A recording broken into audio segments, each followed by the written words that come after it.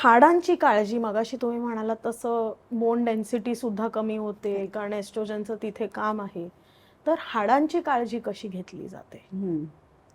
हाडांची काळजी घेण्यासाठी एक तर मुख्यतः जो व्यायामाचा भाग मगाशी मी तुम्हाला एक्सप्लेन केलं तसं एक स्ट्रेंथ ट्रेनिंग जे आहे तेही करणं आवश्यक आहे आणि योगासनांचाही चांगला उपयोग होतो. हे व्यायामाच्या बाबतीत झालं. आणि आयुर्वेद याच्याबद्दल काय सांगतो, तर आयुर्वेदामध्ये जो अगेन वातदोष, तर वातदोषाचं जे काम वेगवेगळ्या ठिकाणी आहे, बट त्याचं एक ठिकाण शरीरातलं प्राईम जे आहे की ज्याच्या आश्रयाने इट इज देअर एक्झिस्टिंग, तो म्हणजे बोन्स आहे. त्याच्यामुळे त्याच्यात जर इम्बॅलन्स झाला तर बोन्सची हेल्थही डायरेक्ट एफेक्ट होते.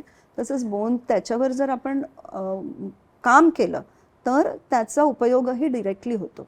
अगेन मी ह्या बस्तीचा उल्लेख पुन्हा एकदा इथे का करते की बस्ती ही ओव्हरऑल एखादी पेशंट माझ्याकडे आली, तिला मी लाईफस्टाईल चेंजेस सांगितले, काही मेडिसिन्स सांगितली आणि बस्ती ॲडवाईस केलं, तर त्याचा इम्पॉर्टन्स इतका आहे की of all the treatment protocol that I have design त्याच्यामधलं 50% क्रेडिट गोज टू बस्ती असे. आणि दिस बस्ती ट्रीटमेंट ही ह्या वातदोषावर डिरेक्टली अफेक्ट करते आणि म्हणून बोन्सच्या हेल्थवर पण डिरेक्ट उपयोग होतो.